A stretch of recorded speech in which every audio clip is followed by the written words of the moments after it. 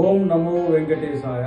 ఇప్పుడే సోషల్ మీడియాలో తిరుమల తిరుపతి దేవస్థానానికి సంబంధించినటువంటి గోవులు చనిపోయాయి, వీటిని విచారణ చెయ్యాలని పత్రికా ముఖంగా తెలియజేసినటువంటి వాస్తవాలని తిరుమల తిరుపతి దేవస్థానం వారు అవాస్తవాలని నమ్మవద్దు, టీటీడీలో 100కు పైగా గోవులు వర్ణించాయని సోషల్ మీడియాలో వస్తున్నటువంటి వార్తలు అవాస్తవం టీటీడీ అని ఇప్పుడే నేను చూశాను. వెంకటేశ్వర స్వామి సాక్షిగా చెప్తున్నా, డిస్ట్రిక్ట్ ఫారెస్ట్ ఆఫీసర్ అక్కడ ఫుడ్ అడిషనల్ ఛార్జ్ గా పనిచేస్తున్న ఏ శ్రీనివాసుల్ని వెంకటేశ్వర స్వామి ఆనంద నిలయంకు వచ్చి చెప్పమనండి, ఇది వాస్తవమా అవాస్తవం అని చెప్పేసి. 100కి 100 గోవులు చనిపోతున్నాయి. ఈ క్షణంలో అక్కడికి వచ్చినటువంటి మీడియా ప్రతినిధులందరినీ తీసుకొని టీటీడీకి వ్యవహరిస్తున్నటువంటి PRO, TTD chairman, EO, additional EO అందరూ కూడా గోశాలకు వెళ్లి చూడండి, వాస్తవాలు మీకు తెలుస్తాయి. మీడియాను ఎలా చేయండి, మీ వెంట గోవుల పరిస్థితి ఏదో మీకు తెలుస్తుంది. రిటైర్డ్ అయినటువంటి వెటర్నరీ డాక్టర్స్ ని తీసుకెళ్లి చూపించండి, గోవుల దుస్థితి ఏదో మీకు అర్థమవుతుంది. వెంకటేశ్వర స్వామి సాక్షిగా పనిచేస్తున్నటువంటి అధికారులు